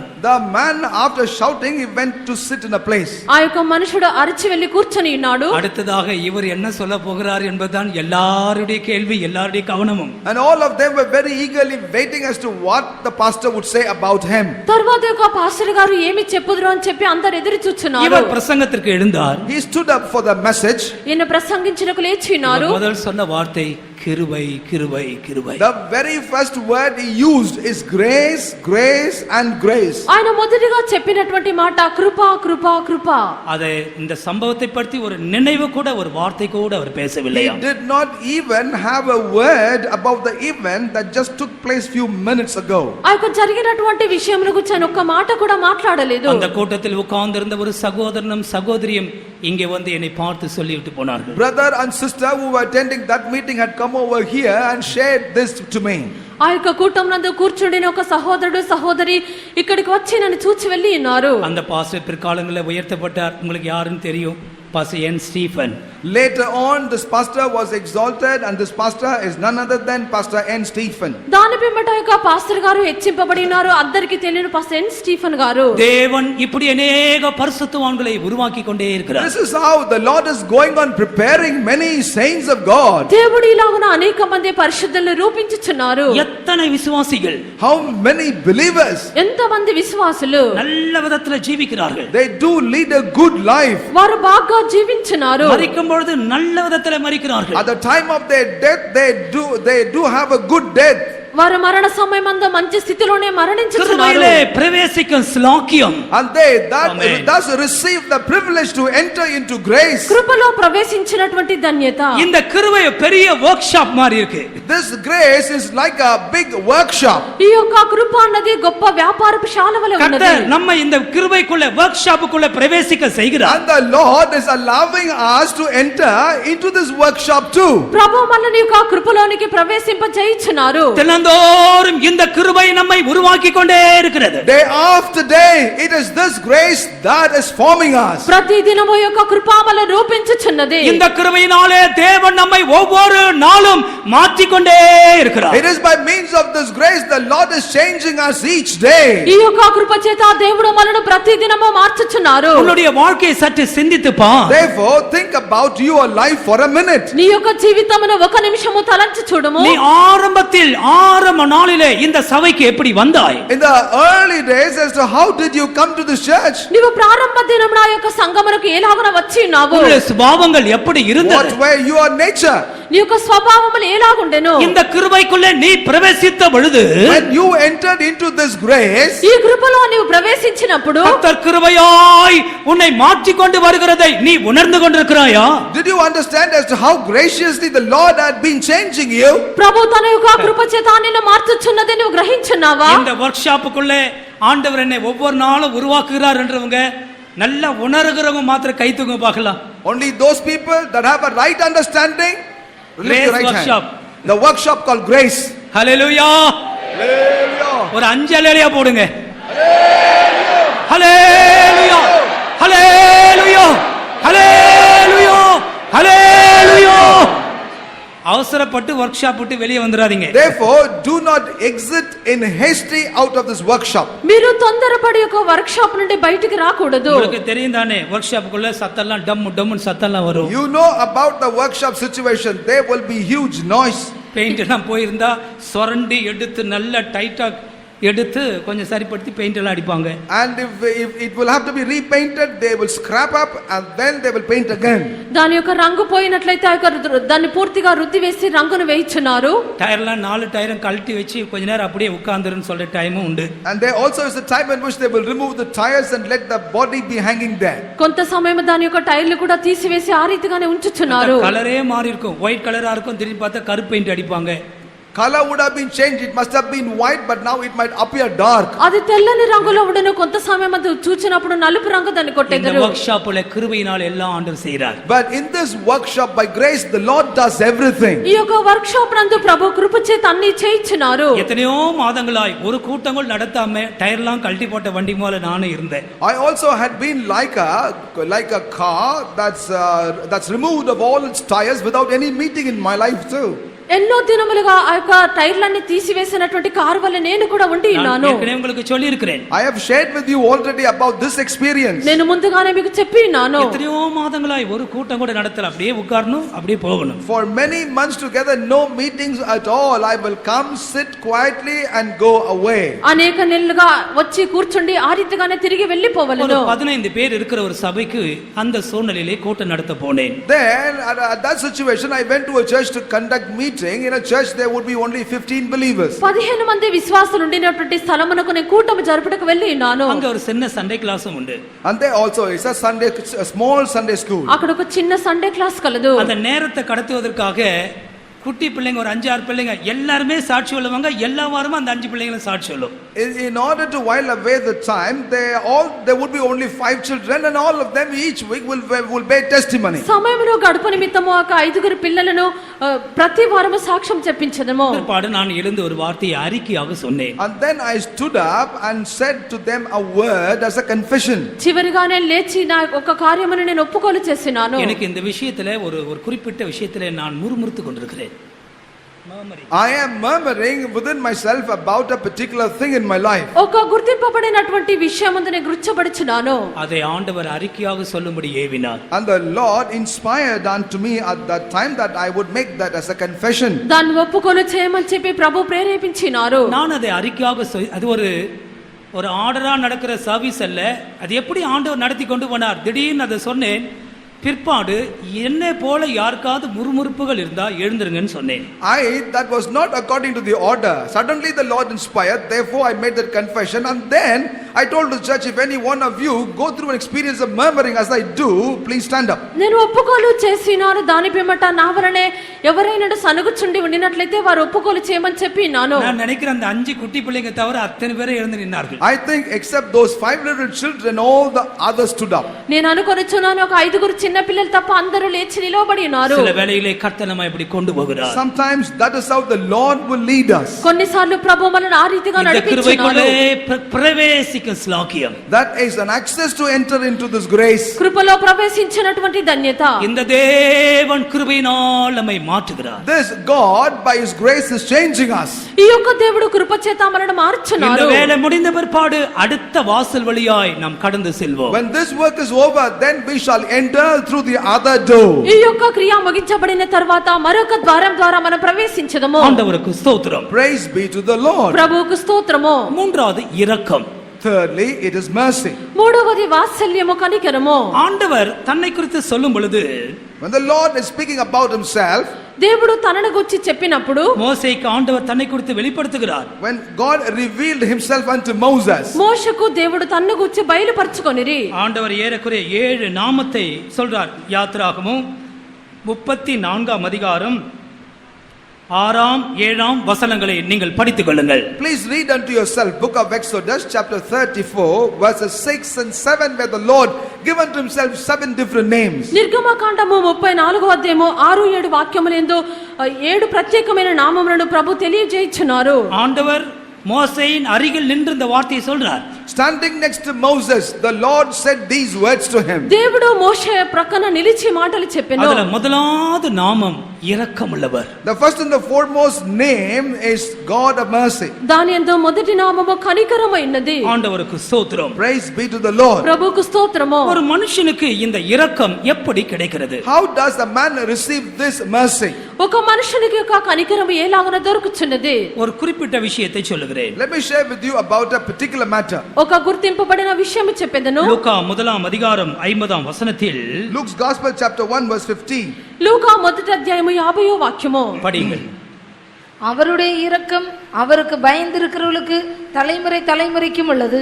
His mercy is on them that fear him from generation to generation. இந்த இடத்திலே ஆண்டவருடைய இரக்கம் ஆண்டவருக்கு பயப்படுகிறவர்கள் மேல் தலைமுறை தலைமுறையாய் இருக்குமா? Here we note that the mercy of the Lord abide upon them that fear him from generation to generation. ఇక్కడ ప్రభువుకు ఎవరైతే భయపడుచున్నారో వారి మీద దేవుని యొక్క కనికరము తరతరముల వరకు ఉండును. ஆண்டவருக்கு ஸ்தோத்திரம். Praise be to the Lord. ప్రభువుకు స్తోత్రము. நன்றாக கவனியுங்கள். Please listen to this very carefully. శ్రద్ధగా గమనించుడి. தேவன் என்று படிக்கும் பொழுது அவருக்குள்ள இரண்டு பகுதிகள் உண்டு. Whenever we study about God, there are two aspects in him.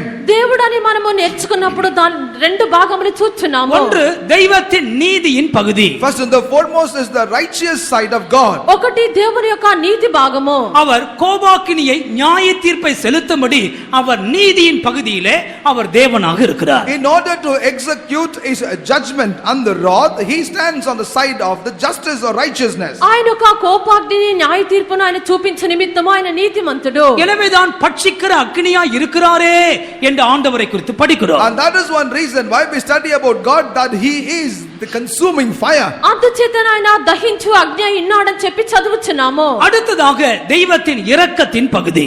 And secondly, it is the mercy side of God. రెండవదిగా దేవుని యొక్క కనికరం అనే భాగము. இரக்கத்தின் பகுதி என்ன சொல்லுகிறது? What does the mercy side of God declare to us? ఈ యొక్క దేవుని యొక్క కనికరం ఏమి చెప్పుచున్నది? ஒருத்தரும் கெட்டு போக கூடாது. No one should perish.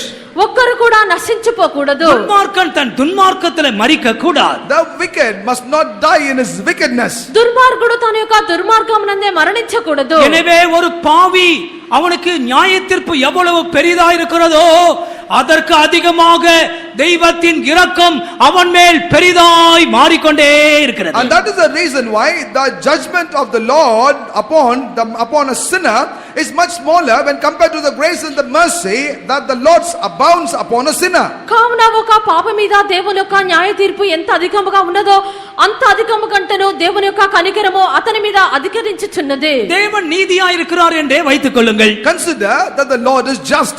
దేవుడు నీతి గలవాడు. இன்னைக்கு காலையில ஏதாவது ஒரு தப்பு பண்ணிருப்போம். This morning we may have committed some mistake. ఉదయ కాలంలో ఏదైనా తప్పు చేసిందుమో அந்த தப்புக்கு ஒரு தண்டனையாக ஆண்டவர் ஒரு அடி கொடுத்து நீ இங்கே இருன்னா எத்தனை பேர் கூட்டத்துக்கு வந்திருப்போம்? As a punishment to the mistake that we have done, at the Lord said, you have to be here. How many would have come to the meeting this morning? దానికి ప్రతిగా ప్రభు మనల్ని శిక్షించి ఒక దెబ్బ కొట్టి నీవు ఇక్కడ ఉండమని చెప్పినట్లయితే ఎంత మంది కూటమునకు వచ్చిందుమో? அப்படி காலையிலேயே இன்னைக்கு காலையில எழுந்த பிற்பாடு ஒரு தப்பு ஒரு வார்த்தை பேசிட்டேன், இப்படி நடந்துச்சு, ஆண்டவர் ஒரு தண்டனை கொடுத்திருந்தா நான் கூட்டத்துக்கே வந்திருக்க மாட்டேன். கிருபையினால இரக்கத்தினால வந்தவங்க எல்லாம் கொஞ்சம் கை தூங்க பார்க்கலாம். என்னங்க இது? கரெக்ட் தைரியமா தூக்குங்க. Please be courageous. మీరు ధైర్యంతో చేయి పైకెత్తుడి. பாத்தீங்களா? ஹல்லேலூயா. Hallelujah. இரக்கத்தினால இங்க வந்திருக்கிறோம். It is by means of mercy we have come here. కనికరము చేతనే ఇక్కడికి వచ్చినాము. ஆண்டவர் நீதியாகவே இருந்திருப்பார் என்றால் என்ன நடந்திருக்கும்? Imagine, had the Lord been just and righteous, what would have happened? దేవుడు నీతిగా ఉండినట్లయితే ఏమి జరుగును? காலையிலே அடிச்சு போட்டுருப்பார். Right in the morning he would have smitten us. ఉదయ కాలంలో మనల్ని కొట్టి ఉండును. அந்த குற்றங்கள் தீமைகள் பெருக பெருக More and more such iniquities and faults abound. మన యొక్క దోషములు అతిక్రమములు நியாய అధికరించుచున్నది. தீர்ப்பு பெருக பெருக The more and more is condemnation would abound. తీర్పు అధికమగుచుండినప్పుడు தெய்வத்தின் இரக்கம் நம்மேல் பெருகிக் கொண்டே The இருக்கிறது. grace and the mercy of the Lord also abound on us. దేవుని యొక్క కనికరము కూడా మన మీద நீ విస్తరించున్నది. கெட்டு போக கூடாது என்பதற்காக உன் தேவன் இன்னும் உன்மேல் இரக்கமா இருக்கிறார். Lest you should be perished, the Lord is still merciful on you. నీవు నశించిపోకూడదని చెప్పి దేవుడు నేడు కూడా నీ మీద కనికరము చూపుచున్నాడు. துன்மார்க்கன் தன் துன்மார்க்கத்தில் மரிப்பது எனக்கு பிரியமோ? Is it a pleasing thing for me for the wicked to perish in his wickedness? దుర్మార్గుడు తన యొక్క దుర్మార్గమునందు మరణించుట నాకు ఇష్టమా? அவனுக்கு கடைசி சந்தர்ப்பத்தை கூட கொடுக்கிறார். And therefore the Lord extend even the very last chance to him. చివరి సందర్భమును కూడా దేవుడు ఇచ్చుచున్నారు. ஒருவேளை இந்த கூட்டம் உனக்கு ஒரு கடைசி சந்தர்ப்பமா இருக்கும். Maybe this meeting could be the very last chance given to you. ఒకవేళ ఈ యొక్క కూటము నీకు చివరి సందర్భము కావచ్చును. உன்னுடைய பொல்லாத வழிகளுக்கு தீமையான வழிகளுக்கு முற்றுப்புள்ளி வைத்துவிட்டு கர்த்தர் பக்கம் திரும்பி வா. Giving a full stop for all your wicked ways, return unto the Lord. నీ యొక్క చెడ్డ కార్యములకు దుష్టమైనటువంటి మార్గంలో నిలిపివేసి నీ దేవుని వైపు తిరిగి రమ్ము. ஆண்டவருக்கு ஸ்தோத்திரம். Praise be to the Lord. ప్రభువుకు స్తోత్రము. இப்பொழுது நாம் ஆரம்பத்தில் வாசித்த வசனத்திற்கு திரும்பி வருவோம். Let us now return to the very first verse that we read.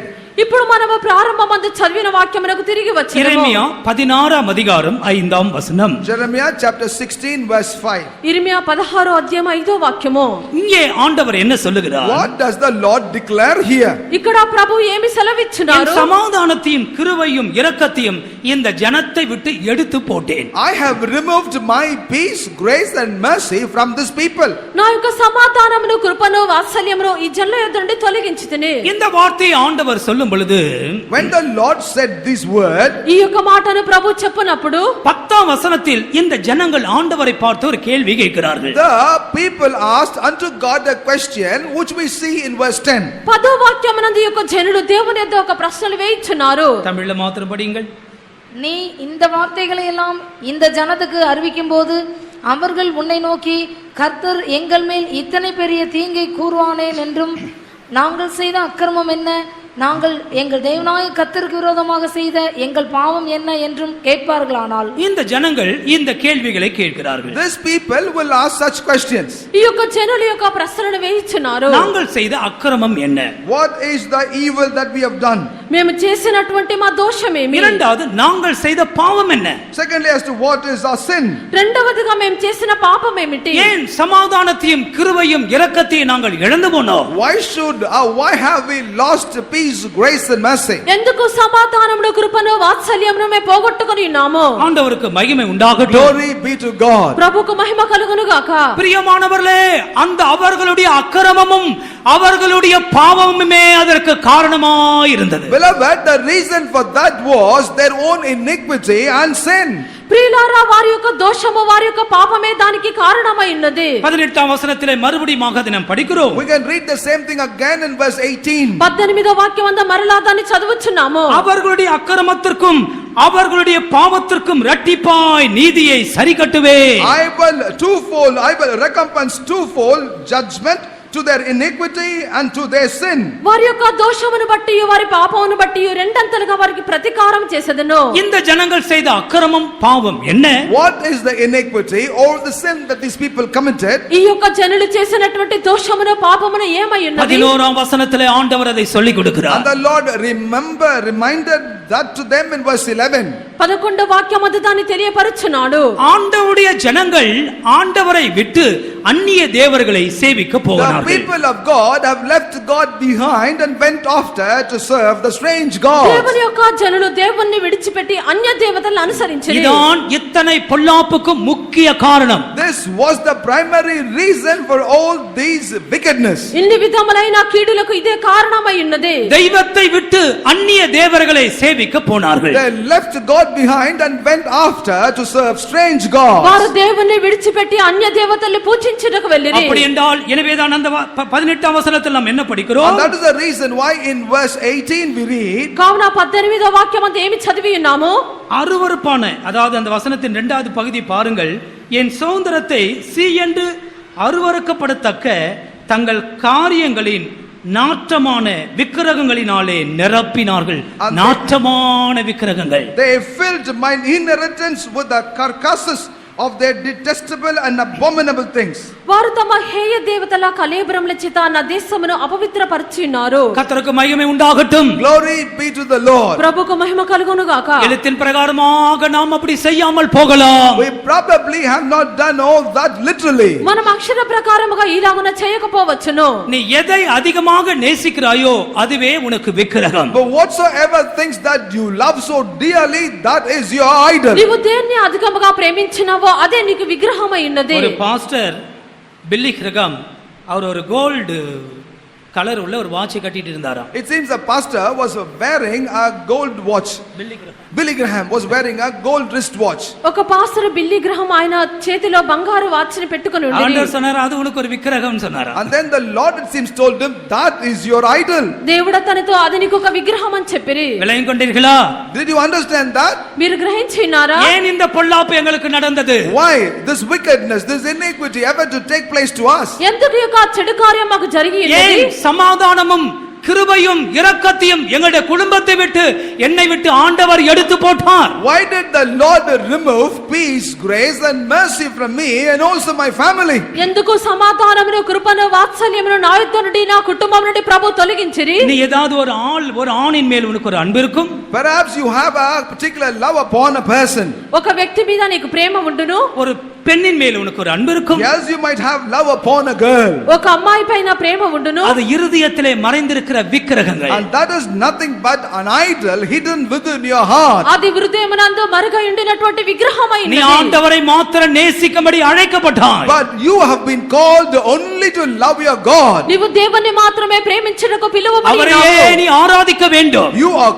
You have to only worship him. నీవు ఆయన మాత్రమే ఆరాధించవలెను. ஆனால் நாட்டமான விக்கிரகங்களை நீ தெரிந்து கொண்டு போவாயானால் இது மூன்று முன்னை விட்டு போய்விடும். But if you would choose after for yourself the carcasses of the idols, then all these things will be removed from you. నీవు హేయమైన దేవతలను ఏర్పరచుకొని పోయినట్లయితే ఇక మూడు కార్యములు నీ యొద్ద నుండి తొలగింపబడును. இரண்டாவது என்ன சொல்லி கொடுக்கிறார்? What does he taught them as the second thing? రెండవదిగా ఏమి చెప్పెను? என் பிரமாணங்களை கைக்கொள்ளாமல் என்னை விட்டு விட்டார்கள். They did not keep all my commandments but have left me behind. నా యొక్క ఆజ్ఞలను వారు గైకొనకుండా విడిచిపెట్టి ఉన్నారు. இந்த ரெண்டு பாவங்களும் இஸ்ரவேலின் வாழ்க்கையிலே தொடர்ச்சியாய் வந்த பாவங்கள். These two sins continued in the life of every Israelite. ఈ యొక్క రెండు పాపములు ఇశ్రాయేలు యొక్క జీవితమునందు కొనసాగించవచ్చును. எங்கேயாவது விக்கிரக வணக்கம் நடந்திருக்கும் அல்லது உடன்படிக்கையை எங்கேயாவது மறந்திருப்பார்கள். They either would have offered idol worship or may have forsaken the commandments of God somewhere. ఎక్కడైనా విగ్రహారాధన చేదురు లేక దేవుని యొక్క ధర్మశాస్త్రమును మరచుదురు. உனக்கு ஆண்டவர் கொடுத்த வேத பிரமாணத்தை நீ கைக்கொள்ள வேண்டும். You will have to observe the commandments of the Bible that the Lord had given to you. దేవుడు నీకు ఇచ్చినటువంటి వేద గ్రంథమును నువ్వు అనుసరించవలెను. எத்தனை பேர் இரவும் பகலும் அதை படிக்கிறீர்கள்? How many of you read God's words day and night? ఎంతమంది రాత్రింబగళ్ళు దాన్ని చదువుచున్నారు? எத்தனை பேர் அதை நேசிக்கிறீர்கள்? How many of you love God's word? ఎంతమంది దేవుని యొక్క వాక్యమును ప్రేమించున్నారు? இஸ்ரவேலருக்கு பிரமாணத்தை கொடுத்த தேவன் என்ன சொன்னார்? What does the Lord who had given commandments and the statutes unto the people of Israel said? ఇశ్రాయేలుకు ధర్మశాస్త్రమును ఇచ్చినటువంటి ప్రభువు ఏమి చెప్పెను? அதை உன் கண்களுக்கு இடையே ஒரு அடையாளமாய் கட்டிக்கொள். You will have to tie in the frontlets of your head as a sign. నీ యొక్క కన్నుల ఎదుట దాన్ని బాసికముగా కట్టుకొనుము. உன்னுடைய கைகளிலே அதை கட்டிக்கொள். And let that be bound up in your hand. నీ యొక్క చేతి అందు కట్టుకొనుము. இன்றைக்கு ஒரு பக்தி உள்ள யூதனை பார்த்தால் ஒரு சிறிய பாக்ஸ் இருக்கும், அதுக்குள்ள பிரமாணம் எழுதி வைத்து நெற்றியில கட்டி இருப்பான். கையிலே வந்த பாக்ஸ் அதிலே கயிறு போட்டு கட்டி வைத்திருப்பான். Even today, if you were to see a devout Jew, he will be having a small box between the eyes of his head, and there will be in that the laws of the Lord will be, so shall be also in his hand. నేడు కూడా ఒక యూతుని మనం చూచినట్లయితే అతని కనుబొమ్మల మధ్యలో ఒక చిన్న బాసికమును అతని యొక్క చేతి అందును ఒక దాన్ని కట్టుకొనిచున్నాడు. சமீபத்திலே இங்கே போய் வந்த ஒரு சகோதரன் கண்களால் கண்டதை சொன்னார். Recently, a brother who had been to that land, what he beheld in his eyes, shared with me. సమీపమునందు ఒక సహోదరుడు అక్కడికి వెళ్లి వచ్చి చెప్పినటువంటి విషయము, அந்த அழுகையின் மதில் என்று ஒரு மதில் இருக்கிறது இஸ்ரவேல் தேசத்திலே. In the land of Israel, there is a wall called Wailing Wall. ఈ యొక్క ఇశ్రాయేలు దేశమునందు విలాప ప్రాకారం అనే ఒక ప్రాకారము కలదు. அவர்களுடைய ஒரு யூதனுடைய புத்தகம் தோரா என்று சொல்லுகிறார்கள். 5 ஆகமங்கள், ஆதியாகம், ஏத்ராகம், லேவியராகம், எண்ணாகும், உபாகமம். இதுதான் பிரதானமான புத்தகம்.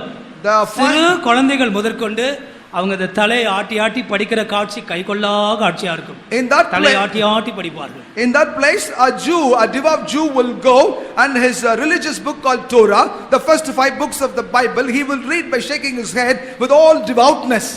వారికి ఇవ్వబడినటువంటి 5 గ్రంథములు వారు కొనసాగించి ఇప్పటికి కూడా తలను ఊపుచూ వాటిని చదువుచూ ఉన్నారు. எனவே அருமையான தேவனுடைய ஜனமே, Therefore, beloved people of God, కావున ప్రియమైన దేవుని జనులారా, இரண்டாவதாக தேவனுடைய பிரமாணத்தின்படி ஜீவிக்குங்கள். therefore, secondly, let us aspire to live according to the commandments of God. రెండవదిగా దేవుని యొక్క ఆజ్ఞల ప్రకారం జీవించవలెను. வேத பிரமாணத்தை கைக்கொள்ள தீர்மானியுங்கள். Let us determine to keep the laws of the Lord. దేవుని యొక్క వాక్యం యొక్క ఆజ్ఞలు గైకొంటకు తీర్మానించుడి. இந்த வேதத்தின் இந்த வசனத்தின் கடைசி பகுதியை சொல்லி முடிக்கிறேன். Let me share with you the very last portion of the verse to conclude. ఈ యొక్క వాక్యం యొక్క చివరి భాగము చెప్పి ముగించదను. இப்படி இவர்கள் அந்நிய தேவர்களுக்கு பின்பற்றி போய் தேவ பிரமாணத்தை புறக்கணித்தபடியினாலே என்ன நடந்தது? By so following after the strange gods and have forsaken the laws of the Lord, what happened to them? వీరు ఈ రీతిగా అన్య దేవతలను అనుసరించి ధర్మశాస్త్రమును గైకొనక విసర్జించడం వల్ల ఏమి సంభవించి ఉన్నది? தேவன் எத்தனையோ முறை அவர்களை எச்சரித்தார். God warned them many times. దేవుడు అనేక సార్లు వారిని హెచ్చరించి எனவே ఉన్నారు. கடைசிலே பாபிலோன் ராஜாவின் கையிலே அவர்களை கொடுத்தார். And finally the Lord handed them over into the hands of the Babylonian king. చివరిగా ప్రభు వారిని బబులోను రాజు చేతిలో అప్పగించెను. 6 విధமான సత్తங்கள் அவர்களை விட்டு ஒழிந்து போய் விட்டதாம். 6 விதமான சத்தங்கள். The 6 different types of sounds ceased to be heard from them. 6 విధములైనటువంటి శబ్దములు వారి యొద్ద నుండి తొలగిపోయెను. 9ஆம் வசனத்தை படியுங்கள். Let us read verse 9. 9వ వాక్యము.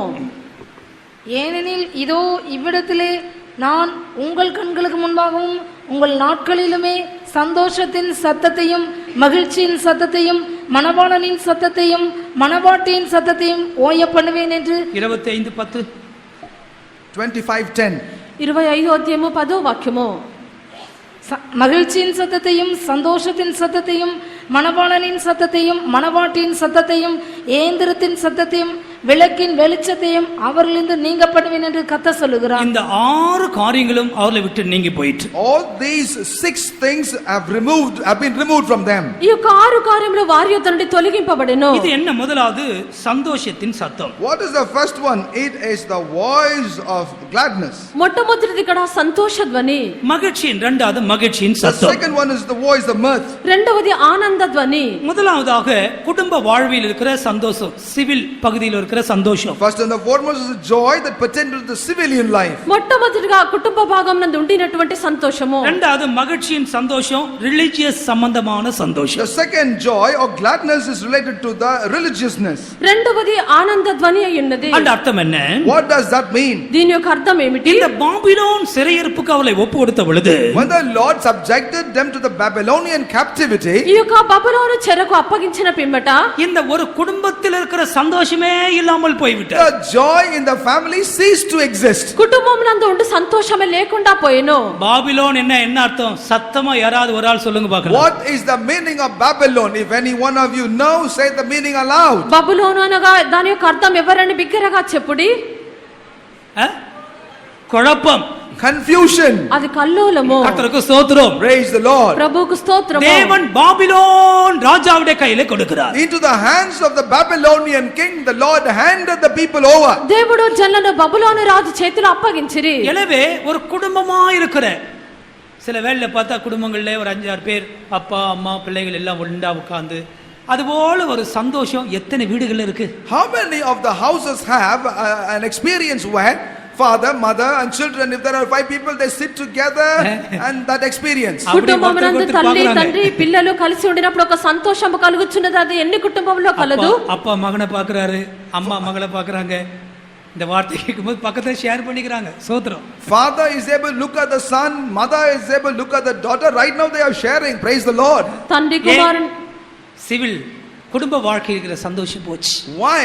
Because the joy within the family, the civilian life joy is gone. ఆ యొక్క కుటుంబం నందు ఉండినటువంటి సంతోషము పోయి ఉన్నది. இரண்டாவது ரிலிజిயஸ், அதாவது மத சம்பந்தமான சந்தோஷம். Secondly, the gladness which is related to the religiousness. రెండవది ఈ యొక్క ఆనంద ధ్వని. அதன் அர்த்தம் என்ன? What does that mean? దీని యొక్క అర్థం ఏమిటి? வீட்ல சேர்ந்து ஒரு பாட்டு பாடுறது, join together as a family to sing a song, అందరూ కలిసి పాట పాడుట, செபிக்கிறது, praying, ప్రార్థించుట, வசனங்களை தியானிப்பது, meditating the word, వాక్యములు ధ్యానించుట, அந்த சந்தோஷமும் போச்சு. and that gladness also ceased to ఆ exist. యొక్క సంతోషము కూడా పోయి ఉన్నది. மூன்றாவது என்ன? What is the third thing? మూడవదిగా ఏమిటి?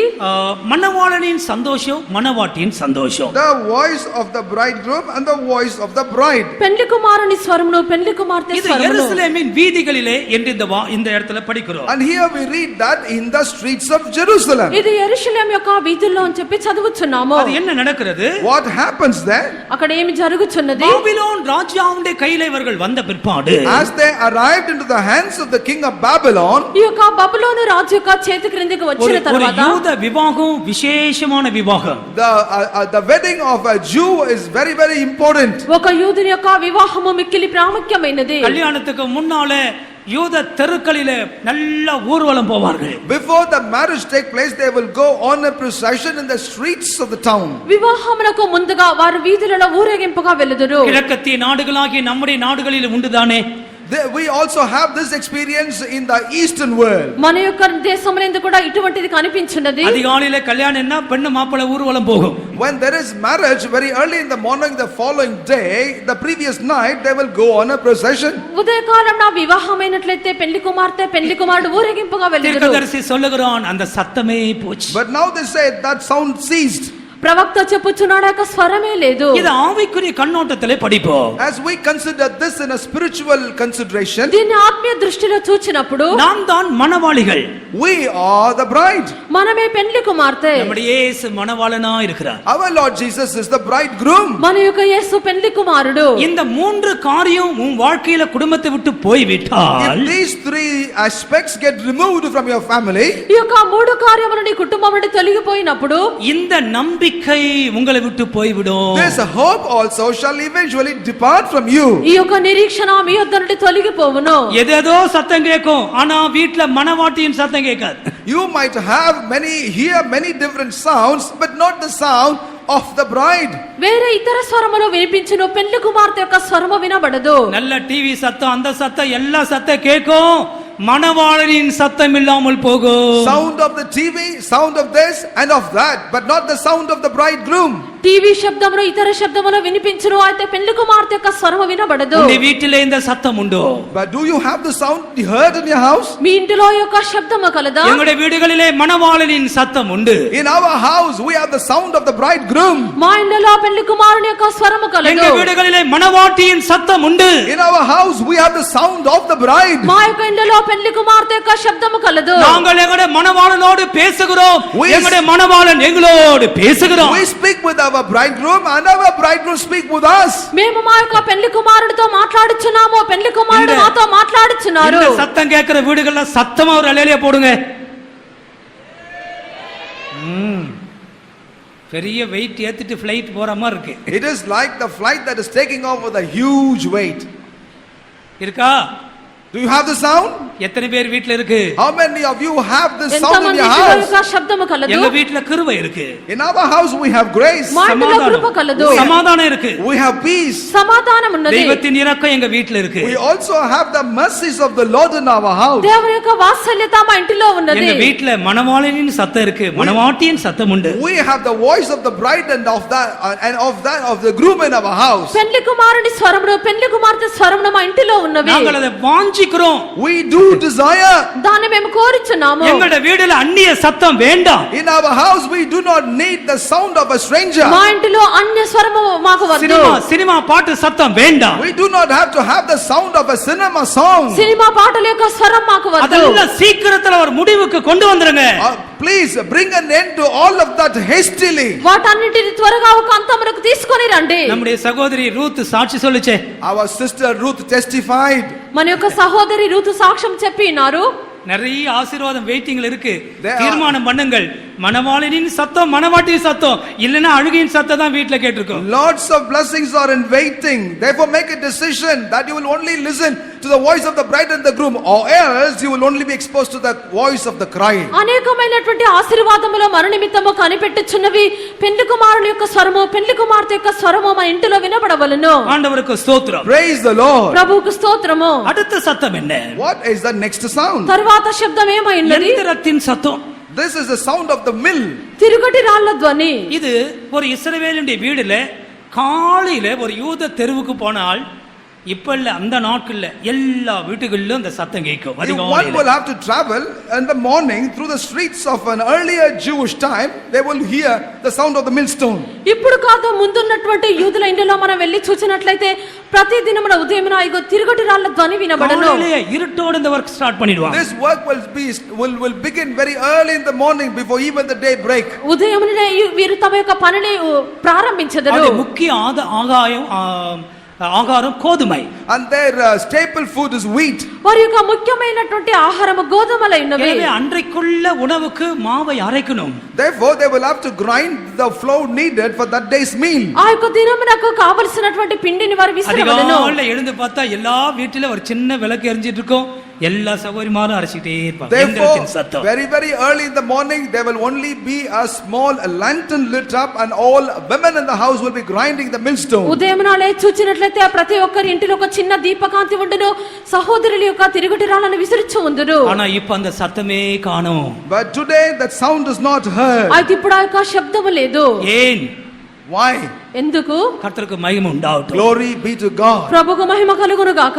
தேவனுடைய எச்சரிப்பின் சத்தத்தை அவங்க கேட்கல. They did not hearken unto the voice of the warning of the Lord. దేవుని యొక్క హెచ్చరిక స్వరమును వారు వినలేదు. அதிகாலையில எழுந்து ஆண்டவரை துதிக்கிற அனுபவங்கள். These are the experiences where one rise up in the morning and praise God. ఉదయమునే లేచి దేవుని స్తుతించినటువంటి అనుభవము. காலையில எழுந்து அரைச்சாதான் சாப்பாடு.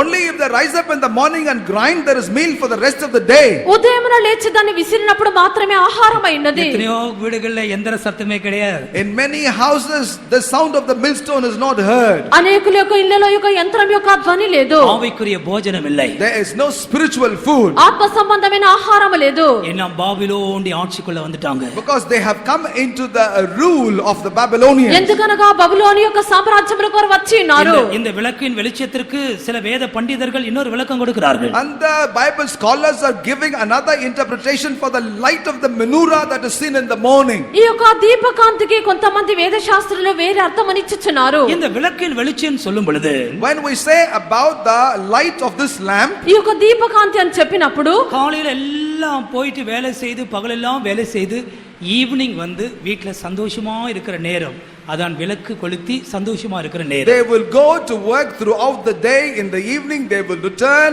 to rest in the house, and that's the time when they will light up this lamp. ఈ యొక్క దీపకాంతి అని చెప్పినప్పుడు దినమంతా వారు బయటికి వెళ్లి పని చేసి సాయంత్రం ఇంటికి వచ్చి అందరూ సంతోషముగా ఉండుట. பிரியமானவர்களே, அவருடைய வாழ்க்கை முழுவதுமே அன்றாட வாழ்க்கை முழுவதுமே நஷ்டப்பட்டு போய்விட்டது. Beloved, if this is not seen, then the entire day is spoiled. ప్రియులారా, నీ యొక్క అనుదిన జీవితం అంతా నష్టమైపోయినది. எனவேதான் ஆண்டவர் இந்த மூன்று முக்கிய வஸ்துக்களை வச்சிருக்கிறார். And that is the reason why the Lord has kept these three things as the expedient aspects of life. అందుచేతనే ప్రభు యొక్క ముఖ్యమైనటువంటి మూడు విషయములను గురించి చెప్పుచున్నారు. సమాధానం, கிருபை, இரக்கம். Those are peace, grace and mercy. సమాధానము, కృప, వాత్సల్యము. கர்த்தருக்கு ஸ்தோத்திரம். Praise the Lord. ప్రభువుకు స్తోత్రము. ஆனால் பிற்காலங்களில் என்ன நடந்தது? But subsequently what has happened in their life? అయితే తదుపరి కాలమందు ఏమి జరిగి ఉన్నది?